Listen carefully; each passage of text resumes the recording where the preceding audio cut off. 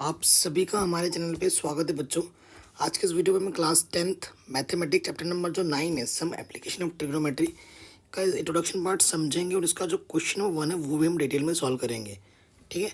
सो देखो बच्चों, अगर आपको इस चैप्टर में कमांड बनानी है अच्छे से तो आपको दो चीज़ें तो अच्छे से आनी ही चाहिए। नंबर 1 क्या है बेटा, वो है आपको जो टेबल है ट्रिग्नोमेट्री की वो आपको अच्छे से आनी चाहिए, जो पहले से ही आपने चैप्टर नंबर 8 में पढ़ा है। और आज की उसके बाद जो रिलेशन है आपका, ठीक है, पंडित बद्री प्रसाद हर हर बोले, ये वाला जो रिलेशन है वो आपको अच्छे से आना चाहिए। यहाँ से क्या होता है साइन, यहाँ से होता है कॉस, यहाँ से होता है टेन, यहाँ से कॉसिक, फिर आपका आता है सेक, फिर आपका आता है कॉट। ये चीज़ तो आपको पहले से पता ही होगी। ठीक है, ये आपको आने ही चाहिए। ठीक है।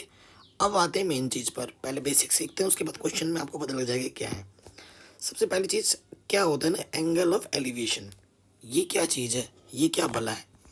सो देखो बेटा, ये ज़मीन है, घास फूस आपको दिख रहे हैं, ये आप खड़े हो यहाँ पर। ठीक है, मैंने एक लड़की ली है, सपोज करो यहाँ पर आप, अगर आप लड़के हो तो आप खुद को अज्यूम करो, अगर आप लड़की हो तो यहाँ पर खुद को अज्यूम करो।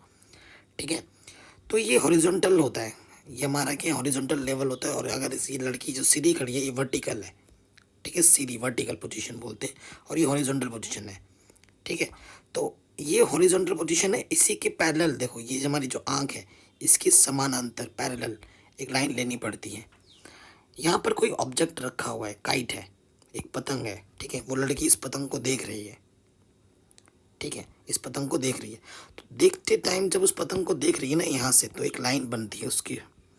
इस लाइन को कहा जाता है लाइन ऑफ साइट, इसे कहा जाता है लाइन ऑफ साइट। और ये जो इस ज़मीन के पैरेलल ये जो लाइन लिया था इसे हॉरिजॉन्टल लाइन कहा जाता है, हॉरिजॉन्टल लेवल। इस हॉरिजॉन्टल लेवल और इस लाइन ऑफ साइट के बीच का जो एंगल होता है उसे हम एंगल ऑफ एलिवेशन कहते हैं।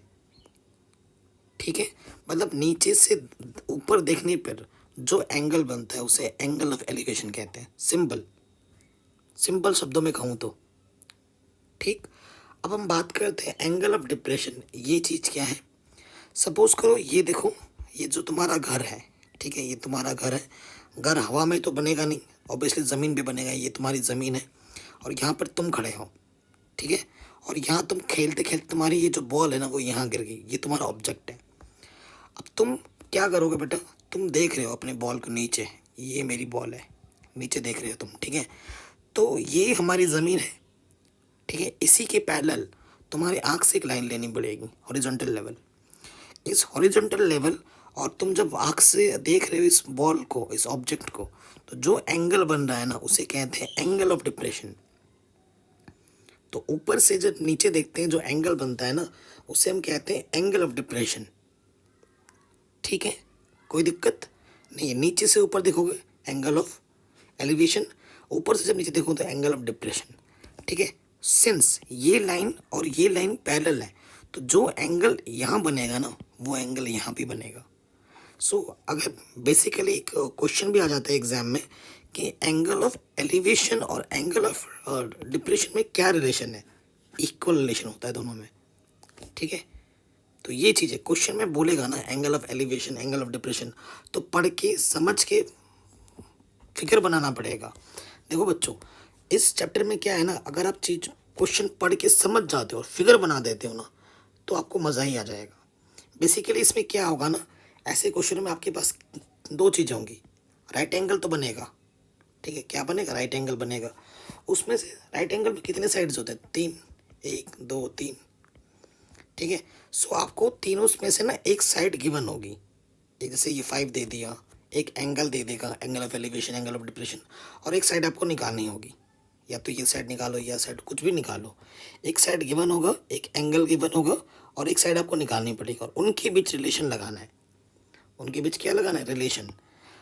ठीक है, एक साइड गिवन होगी, मैंने आपको क्या बोला, जो साइड है ना बेटा, एक तो आपको गिवन गिवन होगी और एक आपको फाइंड करनी होगी, निकालनी होगी, और इनके बीच में हमें लगाना होता है रेशियो। तो कई बच्चे क्या होते हैं, जो गिवन है उसको ऊपर रखते हैं और फाइंड करने वाले को नीचे रख देते हैं। और कई बार क्या होता है, बच्चे फाइंड करने वाले को ऊपर रखते हैं और जो गिवन होता है उसे नीचे रखते हैं। ठीक है। जैसे सपोज करो हाइपोटेनियस हमें निकालना है और बेस हमें दिया हुआ है, या फिर बेस दिया उसे ऊपर रख दो और हाइपोटेनियस हमें निकालना है, तो दोनों केस में तुम्हारे आंसर बन जाएंगे, दोनों केस में तुम्हारा आंसर बनेगा। ठीक है, अभी मैं क्वेश्चन करके दिखाऊंगा। कई बच्चे कंफ्यूज में रहते, सर किसको क्या करूं, जिसे निकालना है उसको ऊपर रखना है या उसे नीचे रखना है, कमेंट आते रहते हैं मेरे पास। तो बेटा ये कन्फ्यूज़न दूर कर दो। अगर सीधी सी बात है, तुम्हारे पास दो चीज़ दे रखी होगी, एक फाइंड करना और एक निकालना है, उनके बीच रेशियो लगाओ। अगर फाइंड करने वाले को ऊपर रखने पर और गिवन वाले को नीचे रखने पर रेशियो साइन आता है ना, तो क्या होगा, अगर उसको रेसिपी गिवन वाले को ऊपर रख दो, फाइंड करने वाले को नीचे रख दो, तो साइन की जगह वो कॉसिक हो जाएगा, that's it. But answer same आएगा, आंसर में कोई चेंज नहीं होगा। देखो ये क्वेश्चन से आपको पता लग जाएगा कि मैं क्या कहना चाह रहा हूँ। दोनों तरीके से क्वेश्चन को करेंगे, ठीक है। सो क्वेश्चन पहले पढ़ो ढंग से, मेरा कहने का मतलब वही है। अगर आप क्वेश्चन पढ़ के ढंग से समझ के फिगर बना लेते हो तो आपने वहीं पर क्वेश्चन सॉल्व कर दिया है, ये ध्यान रखो। क्वेश्चन नंबर 1 क्या बोल रहा है, अ circus artist is climbing a 20-meter long rope which is tightly stretched and tight from top of a vertical pole to the ground. Find the height of the pole if the angle made by the rope with the ground level is 30 degree. ठीक है, question को ढंग से पढ़ाना आपने। अब आपको एक फिगर बनानी है, ठीक है, अब आपको एक क्या बनानी है, फिगर बनानी है। सो देखो बेटा, ये मेरा पोल है, पोल कहाँ है, ज़मीन पे, ये मेरी ज़मीन है, ठीक है। मैं थोड़ा प्रॉपर अच्छे से बता दूँ, ये मेरी पोल है और ये मेरी ज़मीन है और ये मेरा रूप है, ठीक है, जो ज़मीन के साथ टाइटली बंधा पड़ा है। चलो मैं लिख भी देता हूँ। जब भी वर्टिकल कोई भी चीज़ होगी ना, वो 90 डिग्री एंगल बनाती है ग्राउंड के साथ, ये फिक्स है। सो देखो बेटा, ये जो चीज़ है ये आपकी पोल है, ये क्या है आपका ग्राउंड, ठीक है, कोई दिक्कत नहीं है। और ये आपका क्या है, ये आपका सर्कस क्लाइंब रोप है आपका, ये आपका रोप रस्सी है, ठीक है। क्या बोल रहा है, फाइंड क्या बोल रहा है, जो एंगल बनाता है ना रोप विद द ग्राउंड, ये जो रोप है ग्राउंड के साथ जो एंगल बना रहा है वो कितना बना रहा है, वो बना रहा है 30 डिग्री, ठीक है। ओके, अब इसका नाम दे देते हैं बच्चों, ये पहला पॉइंट, इसको ए बोला, इसको बी बोला, इसको मैंने सी बोला। तो हमसे बोला गया है a circle artist climbing a 20-meter long rope, ठीक है, रोप की लेंथ मुझे दे रखी है 20 मीटर, ठीक है, which is tightly stretch and tight from the top of a vertical pole, vertical pole के टॉप से ग्राउंड तक स्ट्रेच टाइट करके रखा गया है, ठीक है। Find the height of the pole, हम हाइट ऑफ द पोल हम लेट कर लेते हैं, ये जो पोल है ना बेटा, इसकी जो हाइट है वो मैं लेट कर लेता हूँ h है, let height of the pole be h। So देखो बच्चों, मैंने बोला था एक साइड आपको निकालनी पड़ेगी, एक साइड आपको गिवन होगी। तो देखो बच्चों, आपको पता ही है, बेसिक चीज़ आपको पता है कि 90 डिग्री के सामने वाली जो लेंथ होती है वो हाइपोटेनस होती है, और एंगल के सामने वाली जो लेंथ होती है वो ऑलवेज परपेंडिकुलर होती है, ये परपेंडिकुलर है, तो ऑटोमेटिकली ये क्या हो जाएगा, ये वाली लेंथ BC बेस हो जाएगी, ठीक है। कैसे करना है, इन ट्राइंगल ABC, ठीक है, AB पता करनी है मुझे, रखो AB, और मुझे AC गिवन है, AC नीचे गिवन है। सो देखो, जो फाइंड करना है मैंने उसको ऊपर रखा है अभी, और जो मुझे दे रखा है उसे नीचे।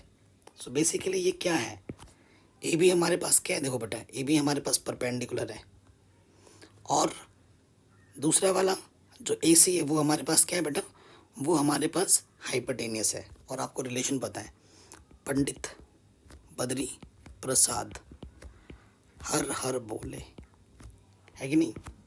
यहाँ से आ जाता है साइन, यहाँ से कॉस, यहाँ से टेन, यहाँ से कॉसेक, यहाँ से सेक, और यहाँ से कॉट, यही आता है, बिल्कुल यही आता है। अब देखो P/H, ऊपर से नीचे जाओगे तो ऊपर वाला लेना पड़ेगा साइन, तो ये कौन सा रिलेशन है बेटा, साइन थीटा, थीटा मुझे क्या दे रखा है क्वेश्चन में, 30 डिग्री, ठीक है, बेसिक चीज़ें। सो देखो AB हमारे पास क्या है बेटा, AB हमने H माना है, और AC हमारे पास 20 दे रखा है, साइन 30 की वैल्यू होती है 1/2, क्रॉस मल्टीप्लाई करेंगे, H 20 1 जा 20 अपॉन में 2, तो डिवाइड करेंगे तो h की वैल्यू आ जाएगी 10। आंसर कितना आ जाएगा 10 मीटर। सो जो पोल की हाइट होगी बच्चों वो कितनी होगी 10 मीटर होगी। ठीक, कोई दिक्कत नहीं है। अब जो बच्चों के मन में दूसरा सवाल रहता है उसको मैं एकदम सिंपल करने जा रहा हूँ। अब की बार मैं क्या कर रहा हूँ बेटा, अब की बार मैं AC को जो गिवन है उसको ऊपर रख रहा हूँ और AB को मैं नीचे कर दे रहा हूँ जो मुझे निकालना है, यानी कि H अपॉन P हो जाएगा, हाइपोटेनस अपॉन P यानी कि कॉसेक थीटा। ठीक है, और थीटा मुझे कितना दे रखा है 30 डिग्री। ठीक है, AC मुझे कितना दे रखा है क्वेश्चन में 20, और AB हमारे पास है, हमने H लेट किया है। कॉसेक 30 की वैल्यू होती है 2, इसके बाद में कुछ नहीं तो 1 ले लो, क्रॉस मल्टीप्लाई करेंगे, यहाँ से H आ जाएगा, इधर 2, H अपॉन 1 H होता है,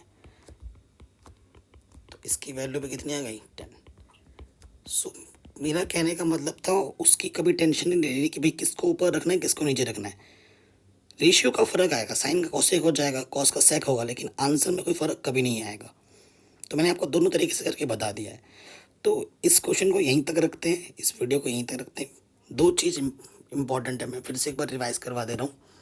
मेन चीज़ आपको ट्रिग्नोमेट्री टेबल आनी चाहिए, ये रेशियो वाला ट्रिक आना चाहिए। उसके बाद एंगल ऑफ एलिवेशन क्या होता है, एंगल ऑफ डिप्रेशन क्या होता है, ये आपको पता होना चाहिए। क्वेश्चन पढ़ने के बाद फिगर अच्छे से बना लो, फिगर अच्छे से बन गया आपका क्वेश्चन इजीली सॉल्व हो जाएगा। दैट्स इट, यही इसी टाइप के क्वेश्चन आपको मिलेंगे। 9.1 एक्सरसाइज में 16 क्वेश्चन है, 16 के 16 ऐसे ही होने वाले हैं सारे, और बहुत ही ईजी क्वेश्चन है, और यहाँ से एक क्वेश्चन बड़े नंबर में हर साल आता है। तो चैनल पर नए तो सब्सक्राइब कीजिए, अपना प्यार और सपोर्ट बनाए रखिए। जय हिंद, मिलते हैं नेक्स्ट वीडियो में।